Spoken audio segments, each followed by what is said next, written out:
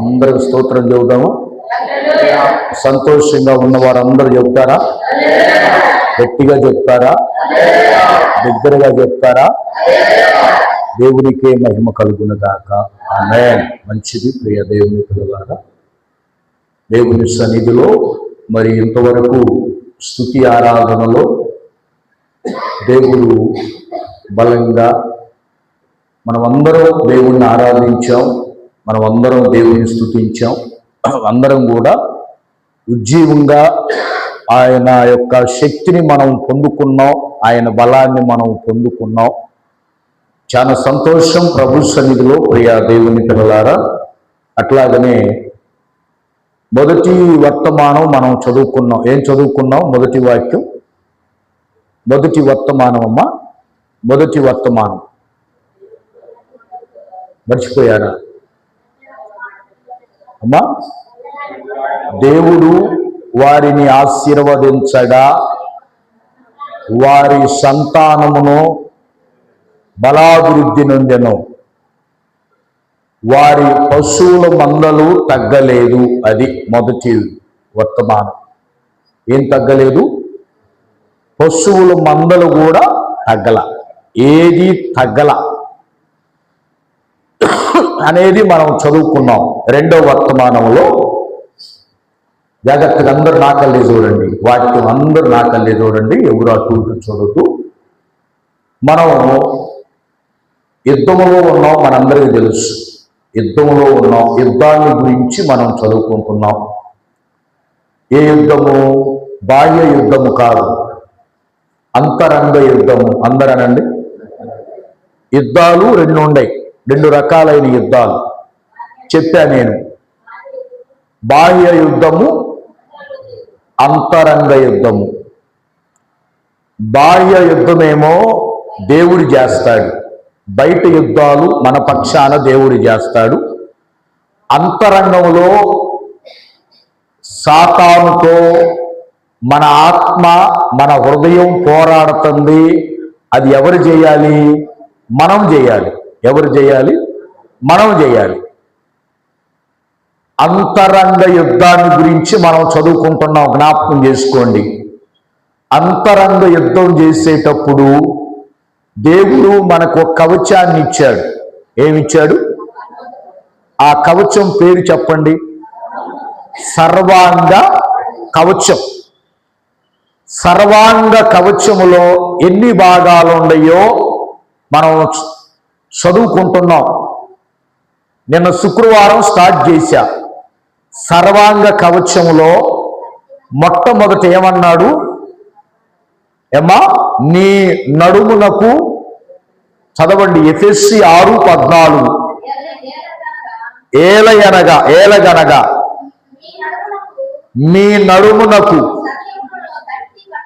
సత్యమనే దట్టి కట్టుకొని నీతి అనే మైమరువును తొడుగుకొని పాదములకు సమాధాన సువార్త వలనైన సిద్ధ మనస్సును జోడు తొడుగుకొని నిలవబడుడి. గట్టిగా స్తోత్రం చెప్పండి. ఏ విధంగా మనం నిలబడాలి? ఇప్పుడు ఎక్కడ నిలవబడాలి? సాతాను ఎదుట మనం నిలబడాలి. సాతాను చూసి పారిపోమ్మన్లా దేవుడు పారిపోమ్మన్నాడా? సాతాను చూసి పారిపోమ్మన్లా. మరి ఏం చేయాలి పాస్టర్ గారు? వాడు యుద్ధానికి వచ్చాడు గనుక వాడు ఎదురుగా నువ్వు నిలబడు. అమ్మో అంత ధైర్యమే నాకు, వామ్మో అంత పాస్టర్ గారు అంత గుండె నాకుందా, అంత గుండె నాకుందా?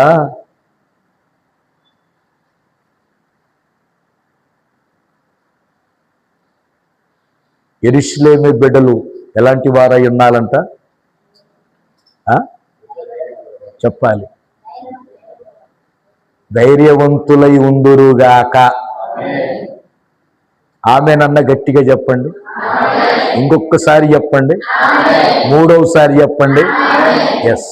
ధైర్యంగా అవసరమైతే వాడు యుద్ధానికి వస్తే నేను నిలబడతా, నీతో యుద్ధం చేయటానికి సాతానా నేను నిలవబడాలి.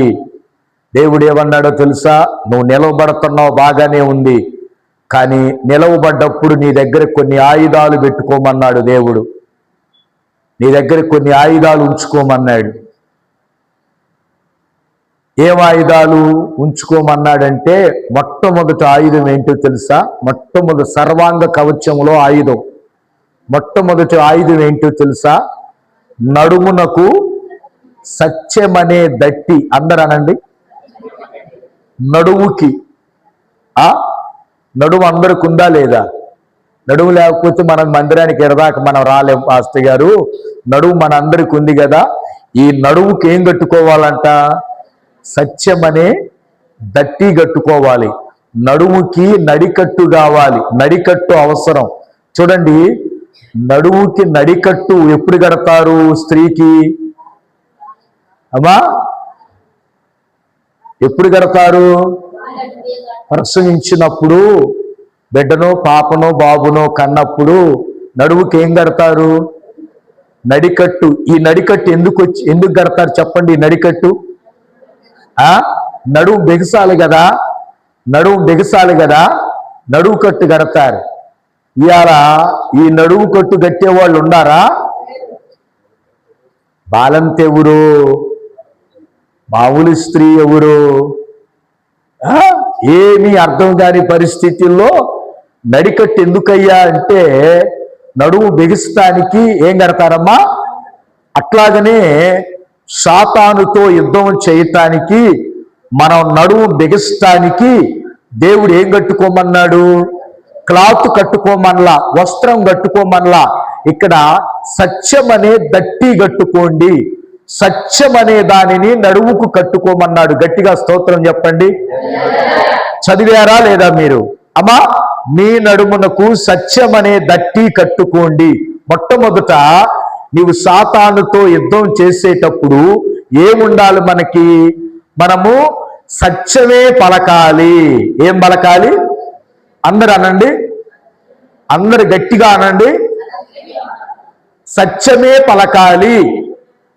సత్యం ఎందుకు పలకాలి పాస్టర్ గారు? అసత్యం ఎందుకు పలకూడదంటే, సాతాను మీద నీకు విజయం రావాలి అంటే, సాతానును ఓడించాలి అంటే, మొట్టమొదట నీలో ఉండవలసింది ఏంటో తెలుసా? సత్యం అనేది నీవు ఉండాలి. నీ అంతరంగములో సత్యం ఉండాలి, నీ పెదాల మీద సత్యం ఉండాలి, నీ నోటిలో సత్యమే మాట్లాడాలి, నీ మనసులో అసత్యానికి తావు.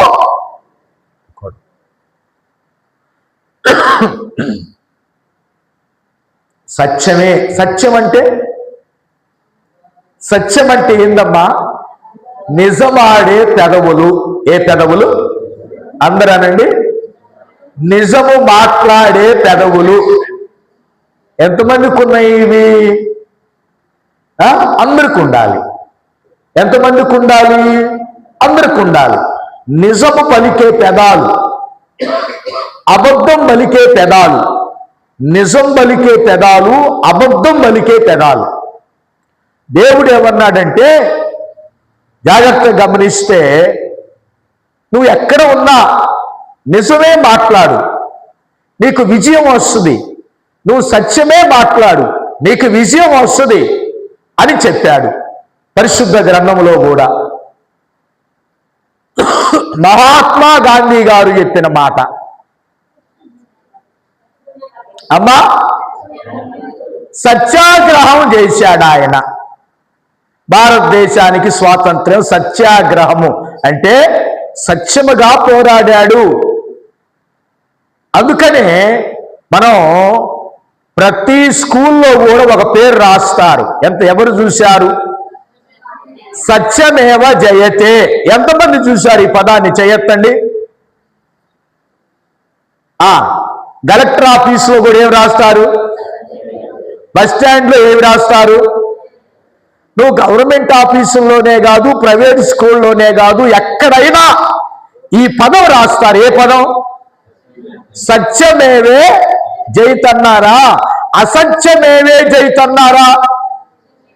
అమ్మా, సత్యమేమే జయతే అంటే ఏ రోజుకైనా సత్యం గెలిసిద్ది, ఏ రోజుకైనా నిజం గెలిసిద్ది, ఏ రోజుకైనా నిజం నిప్పు లాంటిది అని మనం ఎన్నో శ్లోకాల్లో చదువుకుంటున్నాం. పరిశుద్ధ గ్రంథం కూడా మాట్లాడుతున్న మాట ఏంటంటే, నువ్వు సాతానుతో యుద్ధం చేసేటప్పుడు నీ మాట ఎట్లాగుండాలంట, నిజముగా ఉండాలి. అందుకనే పరిశుద్ధ గ్రంథములో ఒక భక్తుడు ప్రార్థన చేశాడు. ఆలోచించండి, ఒక భక్తుడు ప్రార్థన చేశాడు. ఏమన్నా తెలుసా? అయ్యా అయ్యా అయ్యా అబద్ధమును నాకు దూరంగా ఉంచయ్యా, అబద్ధాన్ని నాకు దూరంగా ఉంచయ్యా. ఏ రోజైనా నేను చనిపోయే లోపులో అబద్ధం నేను మాట్లాడకూడదయ్యా. లెగిస్తే అబద్ధాలు మాట్లాడే వాళ్ళు ఉన్నారయ్యా. అయ్యా లెగిస్తే అబద్ధాలయ్యా ఈ లోకంలో, నేను అబద్ధాలు నాకు దూరంగా ఉంచయ్యా అని ఒక భక్తుడు ప్రార్థన చేశాడు. ఆ భక్తుడి పేరేంటో మీరు చెప్పాలి. కాదు కాదు కాదు అదే బైబిల్ నాలెడ్జ్, అదే బైబిల్ చదివినటువంటి విషయాలు చదివి మనం వదిలిపెడుతున్నాం. వాళ్ళు కాదంటే వీళ్ళు, వీళ్ళు కాదంటే వాళ్ళు.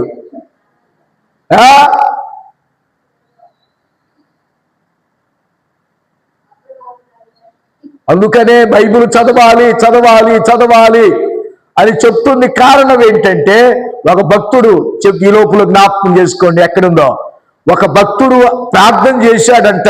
ఏమన్నాడంటే, అయ్యా నిజమాడే పెదాలు నాకు కావాలి, అబద్ధమాడే పెదాలు నాకు దూరం చేయి ప్రవ్వా.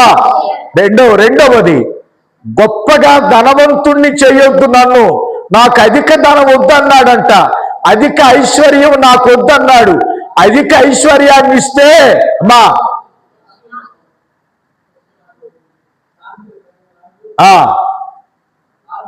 ఆగూరు దేవుని స్తోత్రం, హల్లెలూయా. జయమ్మ గారు చెప్పారు చూసారా. ఆగూరు అనే భక్తుడు ప్రార్థన చేశాడు. ఏమని? అధిక ధనం నాకు వద్దయ్యా, అధిక ఐశ్వర్యం నాకు వద్దయ్యా, దానిని దూరం చేయి ప్రవ్వా. అక్కడ అంటాడు, చదవండి సామెతల గ్రంథములో ఎక్కడుందో ఆ మాట. అక్కడ అంటాడు, పేదరికమునైనను ఐశ్వర్యమునైనను నాకు దయచేయకుము, తగినంత ఆహారము నాకు అనుగ్రహించుము. కొంచెం పైకి వెళ్ళరా, పైనుంచిరా. దేవా నేను నీతో 2 మనవులు చేయించున్నాను, నేను చనిపోక ముందు వాటిని నాకు అనుగ్రహించుము, వ్యర్థమైన వాటిని అబద్ధములను నాకు దూరముగా ఉంచుము. ఈ మాట గట్టిగా చప్పట్లు కొట్టండి, గట్టిగా, ఓటిగా వద్దు, గట్టిగా ఆమేన్ చెప్పండి, గట్టిగా ఆమేన్ చెప్పండి, సంతోషంగా చెప్పండి. ఈ భక్తుడి ప్రార్థన చూడండి ఎంత గొప్పదో. ఏమని ప్రార్థిస్తున్నాడు? వ్యర్థమైన వాటిని, ఇంకా వ్యర్థమైన వాటిని అబద్ధములను నాకు దగ్గరగా ఉంచమన్నాడా, దూరంగా ఉంచమన్నాడా? ఈ ప్రార్థన ఎప్పుడైనా మనం చేశామా? చూడండి అందరు నాకలి, ఈ ప్రార్థన ఎప్పుడైనా చేశామా? అమ్మా చూడండి, మనం చేయవలసిన ప్రార్థన ఈ భక్తుడు చేస్తున్నాడు. అబద్ధమును నాకు దూరంగా ఉంచయ్యా అంటే, అబద్ధాన్ని దూరంగా ఉంచమంటే అర్థం ఏంటి అన్న అర్థం ఏంటి? సత్యాన్ని నాకు దగ్గరగా ఉంచని అర్థం, నిజం నేను పలకాలని అర్థం. నిజం పలకాలయ్యా, అమ్మా కరెంట్ బిల్లు తీసుకోండి. నిజం పలకాలయ్యా, నిజం నేను పలకాలి ప్రవ్వా. నా నోటి వెంట ఏ రోజు వ్యర్థమైన మాటలు మాట్లాడకూడదయ్యా. నా నోటి వెంట అబద్ధాలు నేను మాట్లాడకూడదయ్యా, నాకు దూరంగా ఉంచయ్యా.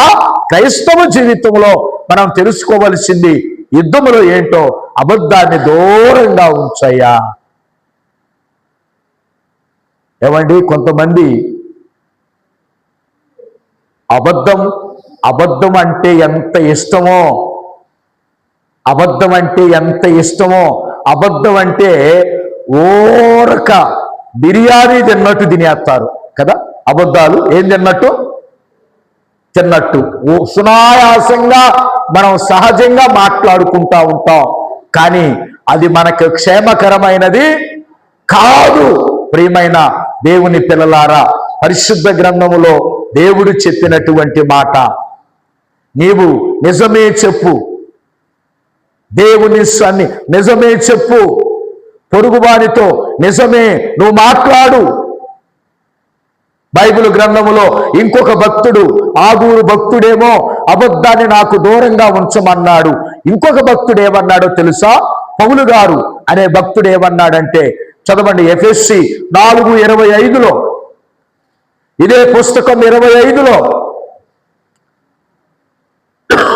ఏమన్నాడు ఆయన? మనము ఒకరినికొకరము అవయములై ఉన్నాము కనుక మీరు అబద్ధమాడుట మాని ప్రతి వాడును తన పొరుగువానితో సత్యమే మాట్లాడవలెను. గట్టిగా స్తోత్రం చెప్పండి. ఈ మాట ఎవరు చెప్తున్నారు? పౌలు గారు చెప్తున్నాడు. జాగ్రత్తగా విన్నాం. ఈ మాట అపోస్తలుడైన పౌలు గారు చెప్తున్నాడు. ఏమనంటే, ప్రియమైన దేవుని పిల్లలారా, గత కాలంలో మనం అబద్ధాలు ఆడి ఉండొచ్చు, గత కాలంలో మనము బూతులు మాట్లాడవచ్చు, గత కాలంలో వ్యర్థమైన మాటలు మనము మాట్లాడవచ్చు, కానీ మనమందరము ఒకరికి ఒకరు అవయవమై ఉన్నాము. అవయవాలంటే భాగాలంటే మనమందరం ఒకే శరీరములో ఉన్న అవయవాలము. అవునా కాదా? ఒకరితో ఒకరు సత్యమే మాట్లాడండి, ఒకరితో ఒకరు నిజముగా మాట్లాడండి, అబద్ధాలు పలకవద్దు అంటున్నాడు. ఎందుకు అంటున్నాడు అంటే, ప్రియమైన దేవుని పిల్లలారా, ఎందుకు అంటున్నాడంటే, దేవుని సన్నిధిలో మనము దేవుని చేత పిలువబడినటువంటి వారము. మన దేవుడు ఎలాంటి దేవుడు? సత్యవంతుడైన దేవుడు. అవునా కాదా? ఇప్పుడు మనం లెగితే అబద్ధాలు ఆడామనుకో, ఏమంటారు చెప్పండి? బయట వాళ్ళు ఏమంటారమ్మా? ఓ, ప్రార్థనకు పోయిద్దే అవా, లెగితే అబద్ధాలు పాస్టర్ గారు. ఎవరికి చెప్పాల్సినవి వాళ్ళకి చెబుతుంది, ఎవరికి చెప్పాల్సినవి వాళ్ళకి చెబుతుంది, ఎవరికి చెప్పాల్సినవి వాళ్ళకి చెబుతుంది. చిచ్చులు పెడుతుంది, తగాదులు పెడుతుంది, మాట మారుస్తుంది. దేవుని సన్నిధికి వస్తున్నాం, దేవుని ఆలయానికి వస్తున్నాం, పరిశుద్ధ ఆత్మ చేత మనం నింపబడుతున్నాం, స్తుతి ఆరాధన చేస్తున్నాం, జీవంగల దేవుణ్ణి ఆరాధిస్తున్నాం, ప్రభు శరీరాన్ని తింటున్నాం, ప్రభు రక్తాన్ని తాగుతున్నాం, ఆయన రక్తములో కరగబడ్డాం, ఆయన రక్తములో శుద్ధీకరించబడ్డాం. అట్టి మనం ఏం మాట్లాడాలి? మనం అమ్మా ఏం మాట్లాడదాం?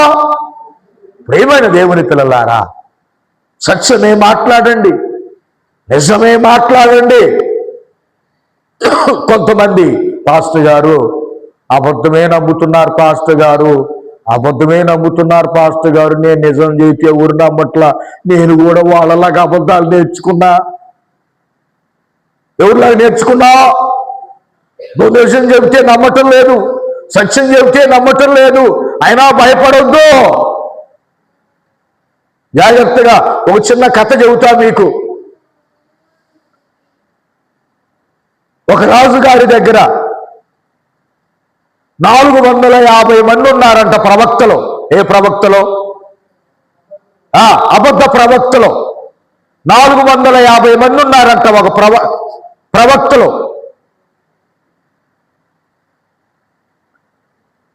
ఇంకొక ప్రవక్త ఉన్నాడు అక్కడ. ఆయన ఎప్పుడూ ఖచ్చితంగా చెబుతాడంట. దేవుడు ఏదైతే చెప్తున్నాడో అదే చెప్తాడంట. రాజుగారికి నచ్చట్లా. ఏం నచ్చట్లా? వినండి జాగ్రత్తగా, కళ్ళు మూయొద్దు. నిరంతరం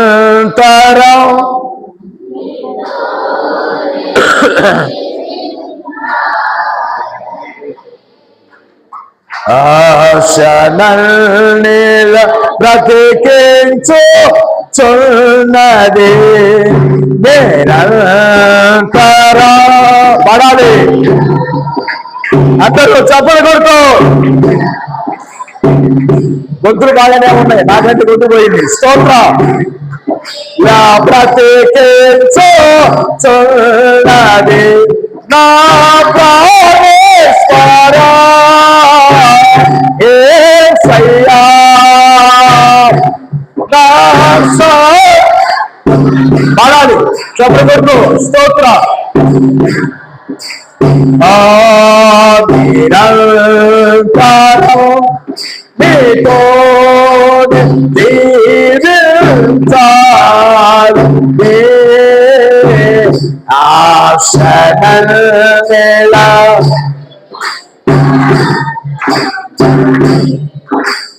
బాలకరి వాషపోతల్. చప్పట్లో చేతుమ్మ కుమారి. స్తోత్రం. బాలకరి వాషపోతల్లో ఈ పొలములో నీలోనే సిగురించాలని నీలోనే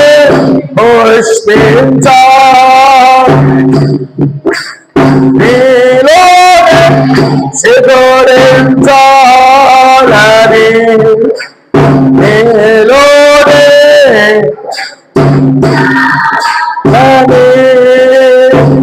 పరిశోధ వాసముతో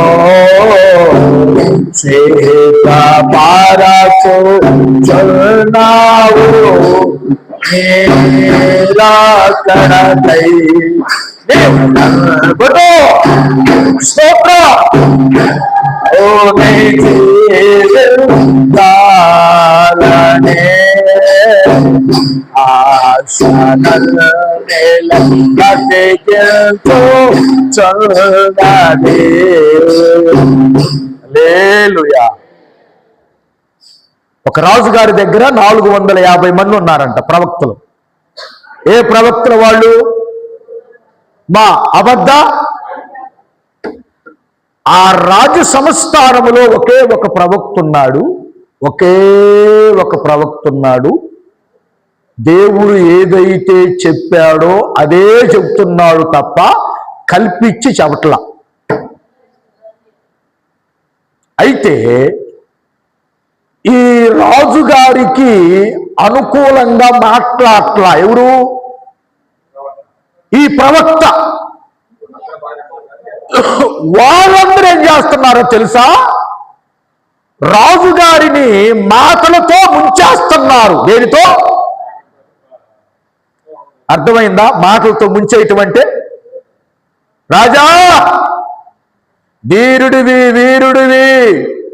నువ్వు నీకెందుకు జయమే, ఎల్లో యుద్ధానికి వెళ్ళు, దేవుడు నాతో మాట్లాడుతున్నాడని 4 కల్పించి చెప్పారు.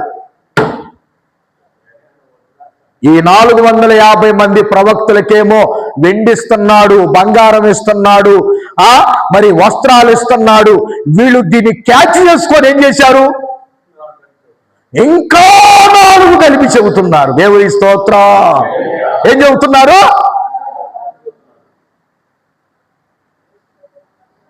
వెంటనే ఈ రాజుగారు తబ్బిబ్బిపోయారు. అబ్బో, ఈ 450 మందిలో దేవుడున్నాడు ఏం చెబుతున్నారు అసలని వాళ్ళందరూ అన్నారంట. ఎవరు అన్నారంట ఆ ప్రవక్తని, ఏమయ్యా ఎప్పుడు ఎందుకయ్యా నిజం చెబుతావు? రాజుగారికి నిజం అంటే గిట్టదు కదా, వాళ్ళలాగా నువ్వు కూడా మాట మార్చి చెప్పరాదా? ఏమైంది? వాళ్ళు ఆ రకంగా బట్టలు సంపాదించుకుంటున్నారు, ఆ రకంగా ఆస్తి సంపాదించుకుంటున్నారు, నువ్వు కూడా వాళ్ళు గెలిపించి చెప్పరాదంటే ఆయన అన్నాడు, ఆ వస్త్రాలు నాకొద్దు, ఆ వెండి నాకొద్దయ్యా, దేవుడు నాకు ఏదైతే సెలవిచ్చాడో అది నేను అన్నం ఉన్నా, రాజుగారు నాకు అన్నం పెట్టినా, రాజుగారు నన్ను శిక్షించినా పర్వాలేదు కానీ ఉన్నది ఉన్నట్టు చెప్పాల్సిందేనన్నాడు. ఈ మాట గట్టిగా చప్పట్లు కొట్టండి.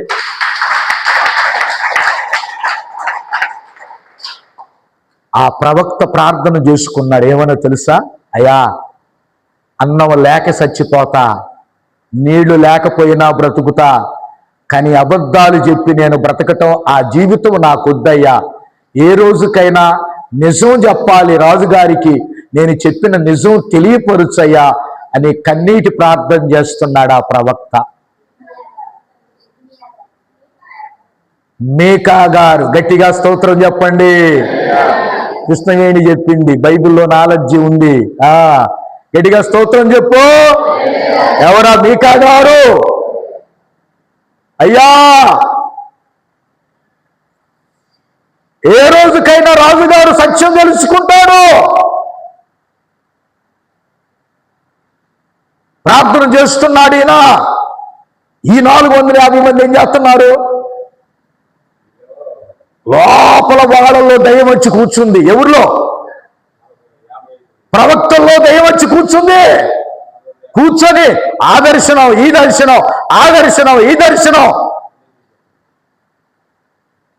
ఈయన ఒకే ఒక మాట చెప్పాడు, వాళ్ళే 100 మాటలు చెబుతున్నారు. చివరికి ఏం జరిగిందో చెప్పమంటారా? ఒక చోట యుద్ధానికి వెళ్ళాలి, 450 మందిని అన్నాడంట, ప్రార్థన చేసి చెప్పండి యుద్ధములో నేను జయిస్తానా జయించనా అంటే ఈ 450 మంది ఏమన్నాడు తెలుసా? రాజా, తిరుగులేని వాడవు నీవన్నాడంట. అమ్మో, వీళ్ళు నిజంగానే. సరే, ఈయనకు అనుమానం వచ్చి ఆ ప్రవక్తను అడిగాడు. ఎవరిని? నీ సంగతి ఏంటంటే, రాజా, అప్పుడు ఇప్పుడు ఒకే మాట చెబుతా, నీ పక్షాన దేవుడు లేడు, ఈ యుద్ధములో నువ్వు చచ్చిపోతావు, యుద్ధానికి పోవద్దని చెప్పాడంటే. ఎవరు? మరి 450 మంది ఏమన్నారు? అయ్యా, వీళ్ళు నీకు జయము జయమన్నారు. ఒక్క ఏమన్నారు? వద్దు రాజా, యుద్ధములో నీవు చచ్చిపోతావు. అప్పుడు రాజుగారికి మరలా కోపం వచ్చింది. ఎవరి మీద? ఈడు ఎప్పుడూ అసలు నా కీడే కోరతాడు తప్ప ఏ రోజుకైనా నా విజయాన్ని కోరట్లేదని ఏం చేశాడో తెలుసా? జైల్లో పడేశాడంట. ఎవరినమ్మా? నిజం చెప్పినందుకు, దేవుడు చెప్పమన్నది చెప్పినందుకు ఏడేమో సాతాను చెప్పమన్నారు వీళ్ళ 450 మందిని. ఇలాంటి అబద్ధ ప్రవక్తలు లేరంటారా? సొరకాయల కోసం చెప్పేవాళ్ళు, చిక్కుడుకాయల కోసం చెప్పేవాళ్ళు లేరా? నీకు ఎదురు పడలేదా? ఉలిక్యమంటే దర్శనం, ఉలిక్యమంటే దేవుడు మాట్లాడటం సామాన్యమైనది కాదది. అది అంత తేలికైనటువంటిది కాదు. సాతాను మోసం చేస్తాడు, సాతాను మోసం చేస్తాడు. సాతాను నీ కనబరిచేది దేవుని దర్శనమా, దేవుని ప్రవక్తలు ఎక్కడైనా ఒకళ్ళే ఉంటారు. పుట్టగొడుగుల్లాగా పుట్టుకొచ్చేది ఎవడంటే సాతాను ప్రవక్తలు. అందుకనే ప్రతి ఆత్మను నమ్మొద్దని దేవుడు చెప్పాడు. ప్రతి మనిషిని నమ్మొద్దు, దేవుని వాక్యాన్ని నమ్మండి. దర్శనానికి లోపడొద్దు, కళకు లోపడొద్దు, మనిషికి లోపడొద్దు అని దేవుడు చెప్పాడు. ఈ రాజు గారు ఏం చేశాడు తెలుసా? అబద్ధ దర్శనాలకి జైల్లో వేశారు. జైల్లో వేసే ముందు కూడా వాళ్ళు బతిమలాడారంట. ఏమయ్యా, రాజుగారి సంగతి తెలుసు కానీ అదేదో ఒక్కసారి పోయి నీకు జయం వచ్చిద్దని చెప్పరాదా అంటే అప్పుడు కూడా ఏమని తెలుసా ఆయన, జైల్లో వేసినా నన్ను 3rd డిగ్రీ ఇప్పించిన పోలీసులు నిజం మాట్లాడతా. గట్టిగా స్తోత్రం చెప్పండి. ఏమైనా నేను కొట్టడానికి వాళ్ళు రెడీగా ఉన్నారు, నిజం మాట్లాడతానేమో. దేవుని బిడ్డగా జైల్లో వేశాడు.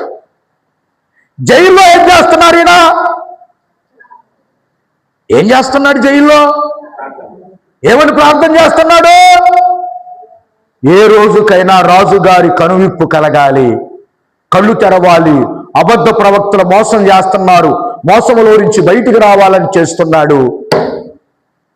ఆ రాజుగారి యుద్ధములో చేసినప్పుడు శత్రువు బాణం వచ్చి డొక్కలో తగిలి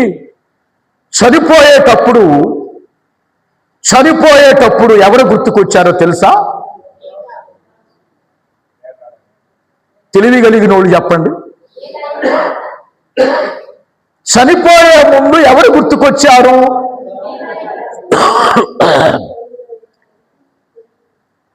ఎవరు గుర్తుకొచ్చారు? 450 మంది ప్రవక్తలు గుర్తుకొచ్చారా? నిజం చెప్పిన ఒక్క ప్రవక్త గుర్తుకొచ్చాడా? అబ్బా, చచ్చిపోబోతున్నాను, వీళ్ళు నా ఉప్పు తిని నా కారం తిని నేనిచ్చిన వస్త్రాలు కట్టుకొని నన్ను యుద్ధానికి బొమ్మన్నారు, మోసం చేశారు, అతనికి నేను ఏమీ పెట్టలేదు, అయినా యుద్ధానికి వద్దన్నాడు, అతన్ని ఏం చేయొద్దు, అతన్ని గౌరవించండి అని చచ్చిపోతూ లెటర్ రాసి సైన్యాధిపతికి ఇస్తే అతను చనిపోయే ముందు ఆ ప్రవక్తను జ్ఞాపకం చేసుకున్నాడు, ఆ దేవుణ్ణి జ్ఞాపకం చేసుకున్నాడు. ప్రవక్తను సన్మానించమన్నప్పుడు ఆ రాజభటులు వచ్చి ఆ ప్రవక్తను జైల్లో నుంచి తీసి 450 మందికి ఇచ్చిన వస్త్రాల కంటే, 450 మందికి ఇచ్చిన బంగారం కంటే ఎక్కువ ఇచ్చి సన్మానించారు. కొట్టు గట్టిగా చప్పట్లో. ప్రియా దేవుని పిల్లలారా, అమ్మ అర్థమైందా ఇప్పుడు ఈ కథ? అర్థమైందా? అర్థమైన వాళ్ళు స్తోత్రం చెప్పు. ఏ రోజుకైనా ఏం తెలిసిద్దండి ఇప్పుడు తెలియకపోయినా, ఒకవేళ ఇప్పుడు అబద్ధాలు వల్లించి అది ఇదని చెప్పినా రేపు దేవుని ఎదుట నీ నిజం తెలిసిద్ది, రేపు దేవుని ఎదుట సత్యం తెలిసిద్ది. అందుకనే పరిశుద్ధాత్మ దేవుడు చెప్తున్నాడు, ఏమనో తెలుసా? ఇదిగో, ఒకరితో ఒకరు నిజమే పలకండి, అబద్ధం మీరు ఎక్కడా మాట్లాడొద్దు, భర్తతో మాట్లాడొద్దు. మా జేబులో డబ్బులు ఎంత తీసావు?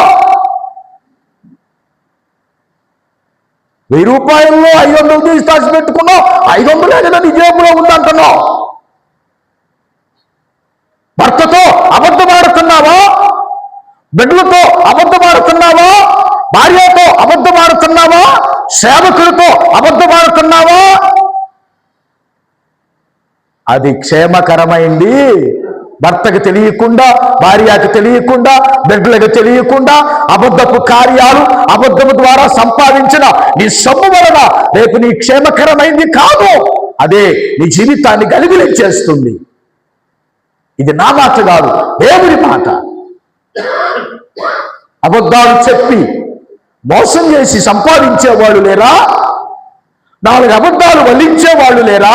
4 అబద్ధాలు చెప్పేవాళ్ళు లేరా? ఉన్నారు.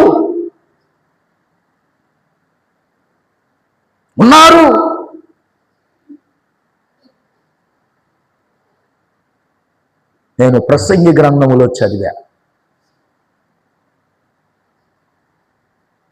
2 చేతులు నిండా అబద్ధాలాడి సంపాదించే కంటే, నేను ఈరోజు ఉదయం చదివా, ప్రసంగి దగ్గరికి వచ్చా నేను. చదవండి, ఆ మాట చదివి వినిపిస్తా మీకు. ప్రసంగి 4వ అధ్యాయం చూడండి. ప్రసంగి 4వ అధ్యాయము, ప్రసంగి 4వ అధ్యాయములో నేను ఉదయం చదివాను ఆ మాట. 4వ అధ్యాయం 6వ వచనం చూడండి.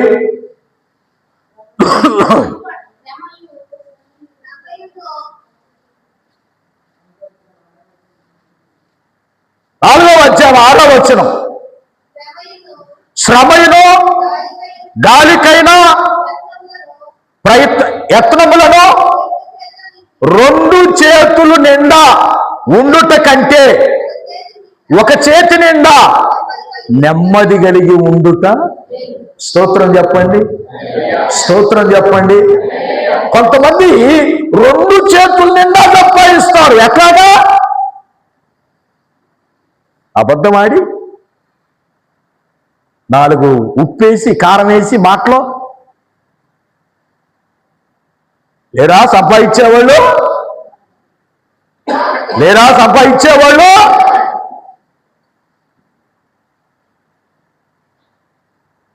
అది నీకు ప్రయోజనకరమైంది కాదు. అబద్ధమాడి దేవుడి గ్రంథంలో ఉంది 2 చేతుల నిండా సంపాదిస్తున్నావు అబద్ధమాడి, అది నీ క్షేమకరమైంది. ఒంటి చేతితో ఆదాయం నీకు శ్రేష్ఠ నెమ్మది కాదా? దేవుని స్తోత్ర, దేవునికి స్తోత్ర. నీ క్షేమకరమైంది కాదు. ప్రియమైన దేవుని పిల్లలారా, క్రైస్తవులుగా దేవుని పిల్లలుగా మనం యుద్ధములో ఉన్నాం. అపవాది మనలో ఏ లోసుకు కానరాకూడదు. వాడికి కానరావాలా? కానరాకూడదు. వాడు చూస్తాడు. నీలో ఏమైనా ఉందా? నువ్వు ఓడిపోతావు, మనం ఓడిపోతాం. క్రైస్తవులుగా ఏం ఉండకూడదు? దేనికి దూరంగా ఉండమని ప్రార్థన చేశాడు ఆ గురు? చెప్పండి, దేనికి దూరంగా ఉండమని ప్రార్థన చేశాడు? అమ్మా, దేనికి దూరంగా ఉండమని ప్రార్థన చేశాడు? అమ్మా, దేనికి? అబద్ధానికి, వ్యర్థానికి దూరంగా ఉండు. దూరంగా ఉంచయ్యా, నన్ను ఉంచొద్దు. అబద్ధం నేను ఆడొద్దు.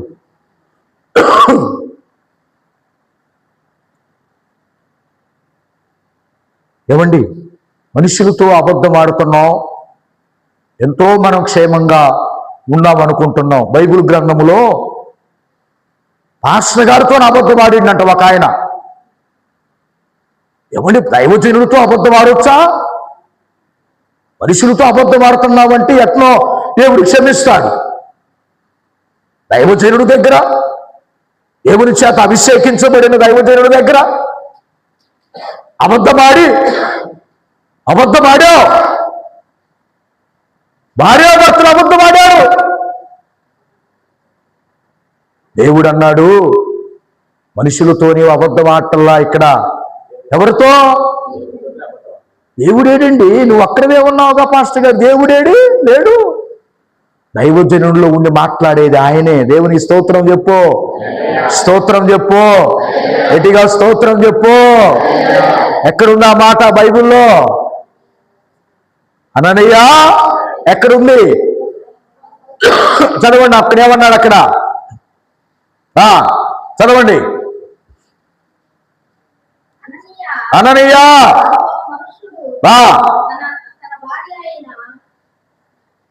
చదువమ్మా.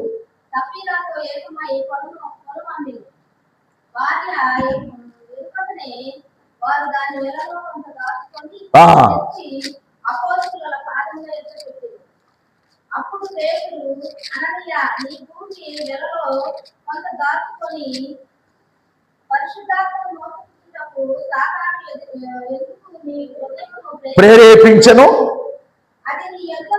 అది నీ వద్ద ఉన్నప్పుడు నీదే కదా. అమ్మిన పిమ్మట అది నీ వశమై ఉండలేదా?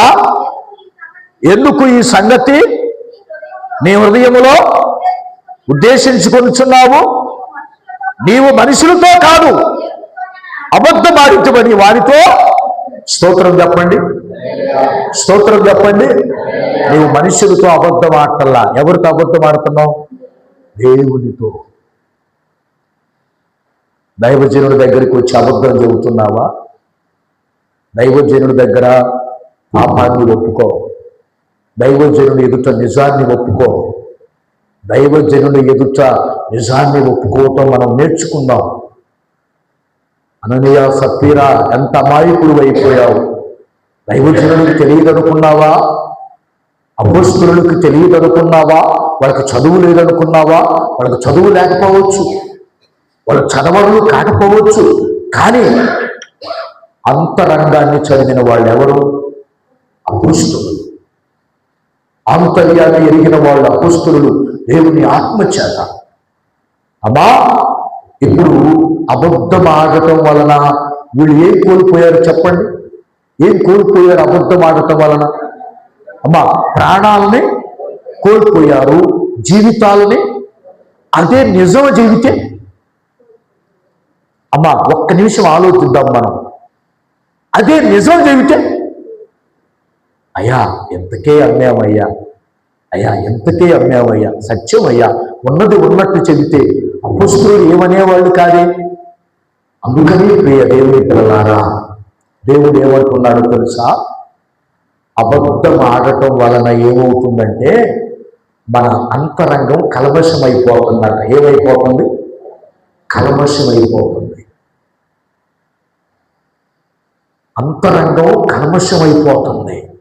ప్రార్థనా జీవితం కల్మషమైపోతుంది. అందుకని ఆగూరు భక్తుడు అన్నాడు, నా హృదయం కల్మషం కాకూడదు, నా హృదయం వ్యర్థంగా అయిపోకూడదు, నా హృదయం పవిత్రంగా ఉండాలంటే అబద్ధానికి దూరంగా ఉంచయ్యా, అసత్యానికి దూరంగా ఉంచయ్యా, వ్యర్థమైన మాటలకు దూరంగా ఉంచయ్యా. ఈరోజు ప్రార్థన చేసుకుందాం. ఏమని ప్రార్థన చేసుకుందాం అమ్మా? ఏమని ప్రార్థన చేసుకుందాం? క్రైస్తవ యుద్ధములో, సాతానుతో జరిగే యుద్ధములో, అయ్యా సత్యమనే దానిని నీ హృదయంలో ఉంచుకోమన్నావు, అసత్యానికి తావివ్వద్దన్నావు, సత్యమే మాట్లాడమన్నావు. తండ్రి, నేను నిజమే పలకాలి ఎక్కడైనా, అసత్యానికి తావు నా హృదయంలో ఉండకూడదు ప్రభువా అని ఏం చేద్దాం? మనం ప్రార్థన చేసుకుందాం. ప్రియమైన దేవుని పిల్లలారు, ఎందుకో తెలుసా? యాకోబు రాసిన పత్రిక 3వ అధ్యాయములో భయంకరమైనటువంటి శిక్ష ఉంది. కీర్తనలు 120లో భయంకరమైన శిక్ష ఉంది.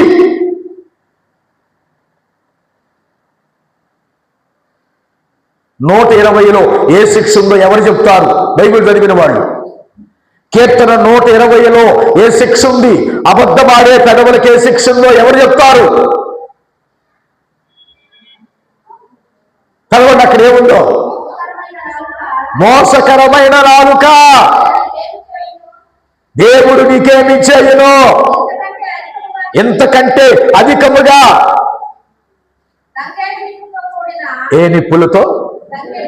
అందరూ అనండి, ఏ నిప్పులు? అమ్మా గట్టిగా అనండి, ఇంకొకసారి అనండి, చదువమ్మ. తంగేడు నిప్పులతో కూడిన బాణములను, వాడిగల బాణములను. మా సహోదరి చదువుతుంది కదా, మొదలుపెట్టింది, నాకు అందిస్తుందాయా? చదువమ్మా కుమారి. బలాఢ్యులు గల వాడిగల బాణములను నీ మీద. అయ్యో, మెషకులో పరదేశినై ఉన్నాను, కేదారు గుడారముని యొద్ద కాపురం ఉన్నాను. స్తోత్రం చెప్పండి, స్తోత్రం చెప్పండి. అక్కడంటాడు కలహ ప్రియుడు ఉన్నాడు. ఏ ప్రియుడు? కలహ ప్రియుడు అంటే ఎవరు చెప్పండి అమ్మా? కలహ ప్రియుడు అంటే ఎవరు? కలహ ప్రియుడు అంటే ఎవరు? కలహాలు పెట్టేవాళ్ళు ఉన్నారు, జాగ్రత్త. మన మధ్యలో ఉండరా? అయ్యా నీకెదురు కాలేదా? నీకెదురు కాలేదా? నాకెదురు కాలేదా? కలహాలు పెట్టేవాళ్ళు, వాళ్ళని ఏమంటావు? కలహ. నీకు చెప్పేది, మాకు చెప్పేది, వాళ్ళకి చెప్పేది, ఏళ్ళకి చెప్పేది. వీళ్ళిద్దరు జుట్లు కొట్టుకుంటుంటే అబ్బో, అస్సలు పాస్టర్ గారు ఇవాళ ఎంత ఆనందంగా ఉందో. ఎందుకయ్యా నీకంత ఆనందం అంటే, వాళ్ళిద్దరూ అసలు తోడుకోవడంలో తగాదాడుకుంటుంటే వీడియో తీశాను పాస్టర్ గారు నేను. అది చూసుకుందాం. ఏం చూసుకుంటావు నువ్వు? వాళ్ళు తగాదాడుకుంటుంటే వాళ్ళకి లేనిపోయి చెప్పి, భర్తలకి చెప్పి, మరుగురికి చెప్పి, వాళ్ళకి చెప్పి, వీళ్ళకి చెప్పి సంతోషిస్తూ ఆనందిస్తూ ఉంటే అది నీకు సంతోషమా? దేవుడి గ్రంథములో ఉంది, మోసకరమైన నాలుక. దేవుడు నీకు ఏం చేస్తాడనుకుంటున్నావు? ఏ నిప్పులండి? నాలుక మీద ఏ నిప్పులు వేస్తాడంట బైబిల్లో? ఏమండి, నా మాట బైబిల్ మాట? నా మాట నేను రాసుకున్నాను, అది నేను రాశాను పొద్దున లేచే, నేను రాయలేదే. దావీదు గారు రాసిన మాట. దేవునికి స్తోత్ర. అబద్ధం ఆడే పెదాల మీద దేవుడు ఏం పోస్తాడంట? ఏం పోస్తాడు? తంగేడు నిప్పులు పోయాలి. అందుకని అన్నాడు యెషయా ప్రవక్త, పెదాలను కాల్చయ్యా. అబద్ధమాడ అపవిత్రమైన అపవిత్రమైపోయింది అయ్యా, కాల్చయ్యా. ఈ పెదాలను కడిగయ్యా, పెదాలను కడిగయ్యా. అందుకనే యాకోబు 3వ అధ్యాయములో ఏమన్నాడు? నాలుకంట సామాన్యమైంది అనుకున్నారా? మనం ఏదో అనుకుంటున్నాం. నా నాలుక పాస్టర్ గారు, నా నాలుక నా ఇష్టం, నా నాలుక నా ఇష్టం. నీ నాలుక నీ ఇష్టమే. ఆ నాలుకే నేను నగలు పెడుతున్నాయి, ఆ నాలుకే నీ కొంపకు చిచ్చు పెడుతున్నాయి, ఆ నాలుకే నీ జీవితాన్ని అస్తమస్తం ఏం చేస్తుంది. ఆ నాలుకే భర్తకు భార్య, భార్య భర్తకు కాకుండా చేస్తుంది, పిల్లలకు తల్లు కాకుండా చేస్తుంది ఆ నాలుకే. అందుకని ఆ నాలుకను ఏమంటాడు తెలుసా? ఆ నాలుకంట అగ్ని. స్తోత్రం చెప్పండి. ఏంటండి అగ్ని? కాలా, చెయ్య, ముక్క, కన్నా అగ్ని? అమ్మా, నాలుకేనండి. అందుకని అంటాడు, మాటలు మనం అందరం తప్పిపోతున్నాం కాబట్టి తప్పిపోకుండా మాటలు జాగ్రత్తగా మాట్లాడండి అంటున్నాడు. కనుక ఇప్పుడు చెప్పండి, క్రైస్తవ జీవితంలో సర్వాంగ కవచంలో మొదటి భాగం ఏది? నిజమే మొదటి ఆయుధం. నిజమే మొదటి ఆయుధం. గనక మనం దైవజనుడితో కావచ్చు, సంఘం ఎవరితోనైనా, ఇంట్లో వాళ్ళతోనైనా, బంధువులతోనైనా నిజం మాట్లాడదాం. అబద్ధాలు ఎప్పుడూ మాట్లాడకూడదు. మరి కొంతమంది అంటారు, అబద్ధం ఆడితే ఎవరు కొడతారంట? వాస్తవాన్ని అంటే ఆడపిల్లలు పుట్టే వాళ్ళందరూ అబద్ధాలు ఆడిన వాళ్ళని కాదు అర్థం. మళ్ళా అంటే సామెత, లోకంలో సామెత. అబద్ధం అనేది పెద్ద దరిద్రం. ఏంటమ్మా, ఏం దరిద్రం? అబద్ధం అనేది దరిద్రం. 450 మంది ప్రవక్తలను ఏం చేశాడు? ఉరిదీసి పడేశాడు. ఎందుకమ్మా? అబద్ధం, రాజుగారికి అబద్ధం చెప్పినందుకే ఉరిదీసి పడేశారు. నిజం చెప్పిన ఆయన ఏం చేశారు? ఉరిదీశారా? చివరికి సన్మానించారు. గట్టిగా స్తోత్రం చెప్పండి. అందుకనే క్రైస్తవ యుద్ధంలో మొట్టమొదటి ఆయుధం ఏంటో తెలుసా? నిజం మాట్లాడదాం. ఏం మాట్లాడదాం? ఒకవేళ నిజం విడ్డూరంగా ఉండొచ్చేమో, నిజం నచ్చకపోవచ్చేమో, నచ్చినా నచ్చకపోయినా నిజం నిజమే. దేవుని స్తోత్రం చెప్పండి. ఒక సామెత ఉంది, కుందేలు తాబేలు పోటీ పడ్డాయి అంట. ఏం పడ్డాయి? ఎవరు పోటీ పడ్డాయి? కుందేలు తాబేలు. తాబేలు అంటదంట, నువ్వు నాతో బరి ఎత్తలేవు, అసలు నేను స్పీడ్గా పోతానంటదంట. తాబేలు అంటదంట, నీ అట్టపోయినా పోమ్మా, నేను అడుగులు అడిగేసుకుంటా, ఇక నాది, ఇక నువ్వు ముందుకు పోయినా వెనక్కి పోయినా నా పరుగు మాత్రం. ఈ కుందేలంట టక్క టక్క టక్క టక్క ఉరికి ఉరికి ఇది ఎక్కడో ఉందిలే అనుకొని నిద్రపోయిందంట మధ్యలో. ఈ తాబేలు ఏం చేసింది? తన పని తను చేసుకుంటా పోతుంది.